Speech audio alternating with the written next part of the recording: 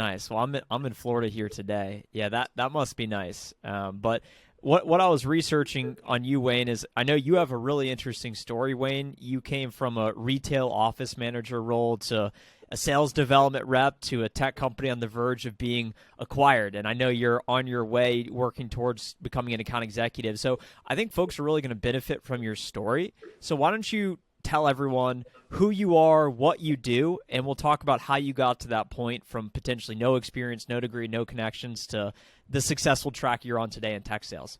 Yeah. So I started off in retail sales, just learning how to speak to people, connect with them. Ended up branching off into a managerial role, then training people how to do what I did, make little, progressions, close more sales. Then we started off.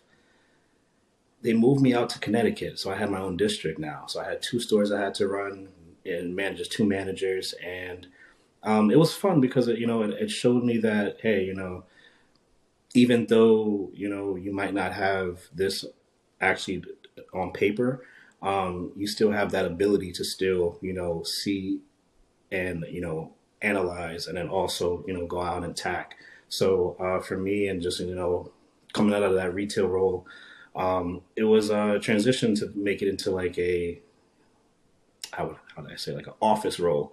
Not more, no more B to C, sales, more of like a business to business. And, the difference was, I'm no more like in front of people. I'm on the phone, I'm connecting with them that way. So it was definitely a transition, but, you know, as I got older, I wanted to see myself in more of a, you know, since I had that cold calling ability, more of a like a closing role.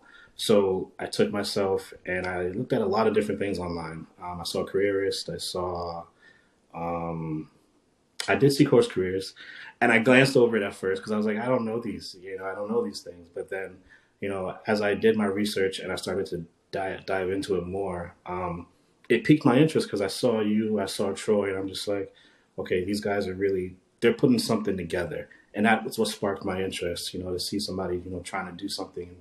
And I was like, you know what, let me take this shot. So when I did, I was very much impressed because there was a certain things that I was kind of already doing in my job that I didn't understand that I could take that to the next level and actually make way more money than what I was making before.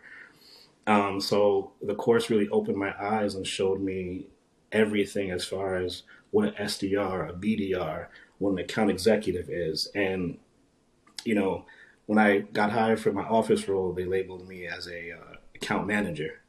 And realistically, I was a BDR.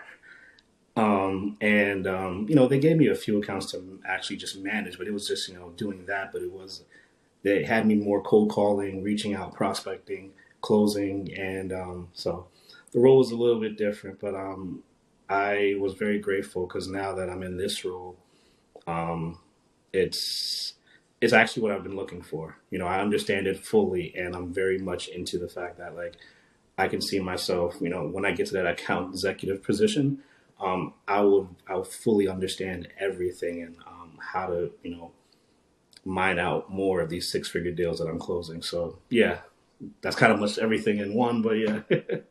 It sounded like you were having success, Wayne, in the retail role with them giving you additional responsibilities. And you said you were perhaps looking for more. Why did you feel the need to completely switch industries and seek out roles in tech? I know tech is the future. Now, I knew it then, but I gotta be honest. Like I know it's the future, and you have to be a part of this if you want longevity. I mean, I was coming from I guess, not I guess, it was a business that still was delivering checks in the mail. When we were in a time where direct deposit is standard. So for me, that's why that jump to tech and wanted to fully dive myself into this. It was a no brainer. I'm at that age, and I want to make sure for the next 10, 15, 20 years that I can live a lifestyle that I choose to, not because I have to. Yeah. you had the sales experience in your retail role and you realize, hey, maybe I'm limited in this career path. It's not going to provide me with the income earning potential I want. It's not going to provide me with the flexibility I want so that I can meet the needs of my family, future obligations, et cetera, et cetera.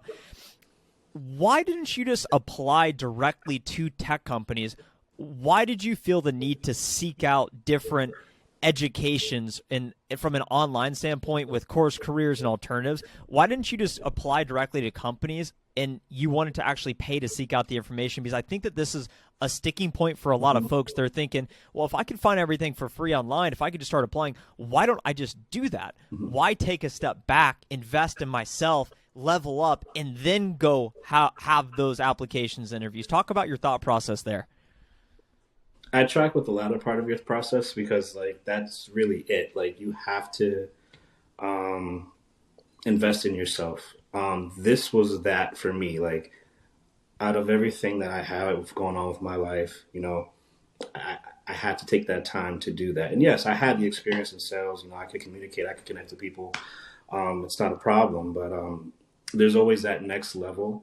And did I apply to jobs directly? Of course. Did I get the interviews? Of course. But I wasn't closing as strong as I knew I could. And I knew there was that piece that was missing. I can get through the front door, but am I actually going to get that handshake that I need? That's what I was trying to get to. And, watching the interviews on Course Careers and then, also watching the side courses and being a part of, like I said, the community and just connecting with other people, even after you graduate, it's one of those things that it's just like, okay, this is like a real investment because it's ongoing. Like there's always a return coming back. So to answer your question, yeah. How equipped do you feel, or did you feel day one when you got hired in your sales development role as a result of the information you learned in CourseCareers? How much better off or equipped did you feel for success if you just went into it blindly?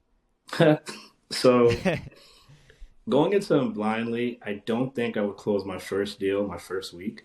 Um, so definitely want to give credits to, like I said, where credits due at Course Careers because you guys actually really, remembering the course and how to prospect and when you prospect, having everything organized in a space where you're like, okay, like I'm gonna reach out to this person this time and have the days set. So full transparency, got hired my first week, got a list of leads. Out of the leads that I've got, I've had 3 solid meetings. Out of those 3 solid meetings, one, confirmed and got everything set and signed off. And, I'm still moving on, learning everything, how to pitch, how to control this. And then, now I have 6 meetings lined up this week. It's only my 3rd week into this. And, I owe credit to you guys because it's like you showed me how to learn something, grow in it, expand. It's like one of those things. I'm just like, wow, this is actually happening, and I'm seeing the fruits of it. And I love the fact that there's students that reach out and connect and say, hey, how was it? And I give them the honest truth. Like I said, no, this is actually something you really want to invest in. Like it will help you change your life. It's a real thing. So yeah. Talk about a day in the life for Wayne Douglas, sales development rep. So yeah, start off in the morning.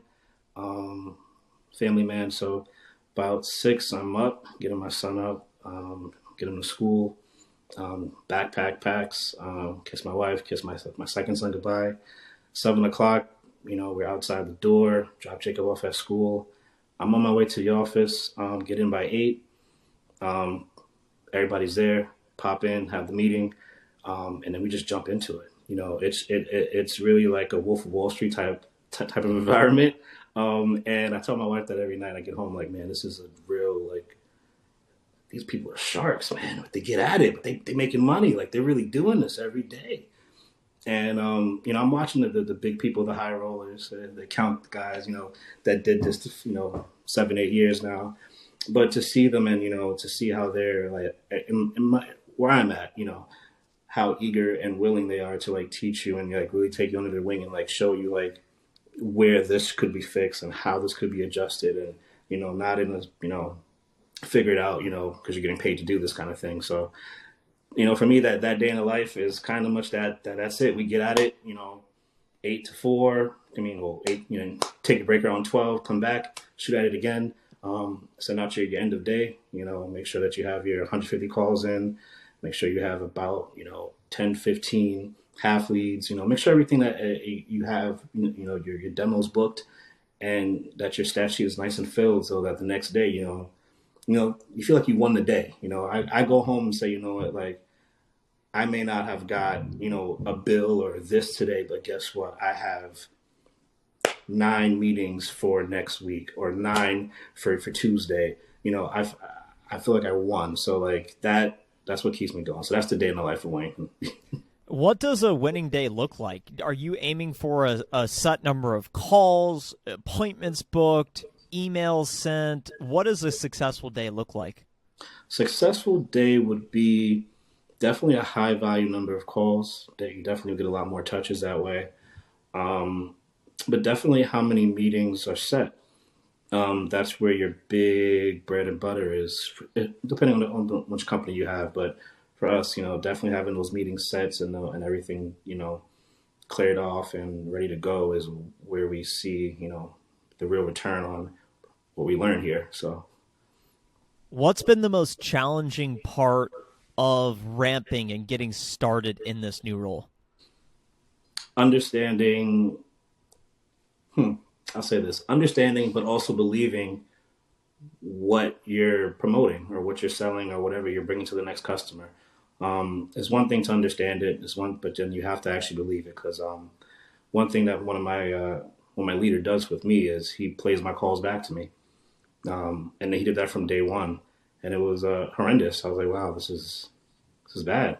He was like, yeah, you're not following this. You got to do it this way, that way, and that's probably been like the tough part. But I would say for the students, definitely whatever you're getting into, wholeheartedly believe it, and you'll see the returns. Trust me. What's the best piece of advice you have received? And course careers are just saying like in at work so far. Let's say one CourseCareers related best piece of advice, and then one new career, just professional related advice. Gotcha. Okay. Um, so I don't want to sound cliche, but good job. You hear it a lot, like great job, congratulations. But it's one of those things that for me, it means a lot because there's a lot of good jobs that you see once you graduate or once you start, or if you do anything like just once you grow your community in LinkedIn. So with the Course Careers family too, like that's something that I'll say is one good piece of advice. Because it encourages you to keep on going to do a better job. In the professional world, speak up. um, you know, I'm a soft spoken person, but I do have, I speak directly, so you understand. But understanding that tonality and having that better inflection on your voice to speak clearly, so that the room hears, or the person on the mic doesn't have to say, "Huh." So yeah, that's one thing advice that I had learned, and I know those aren't like home run hitters, but those are real things that keep you focused and lined up. So that's what it is for me. Day in the life of a sales development rep, it's not all about the home runs. It's about the consistent at-bats, getting the singles, stacking up the winning days, and then all of a sudden you have a successful month, quarter, promotion, more money. All your dreams come true, to your point, Wayne. And Yeah. you had mentioned being a naturally soft-spoken person. I think a lot of people listening right now are probably concerned, well, hey, I may be an introvert. I may be soft-spoken as well. Are my communication skills good enough? Can I deal with the pressure? Can you talk about some of those obstacles you've had to overcome, whether they be psychologically or perceived, real, not real, that you've had to overcome in order to maximize your potential? Yeah. For everybody, it's going to be different. But for me, it was just getting out of my head. I had this conversation in the office today, like somebody that got hired when I got hired. We were talking, and I said, "Hey, I really overanalyze. I look at you. I look at this other guy who's been there for 6 years. I'm looking at his shirt, his shoes. If he's still looking at me, he is. All my brain is going to all that while trying to have a conversation, trying to calm down, not overreact. And if you just breathe, take that second and really just breathe. There's nothing wrong with a pause. And that's something that you said too as well.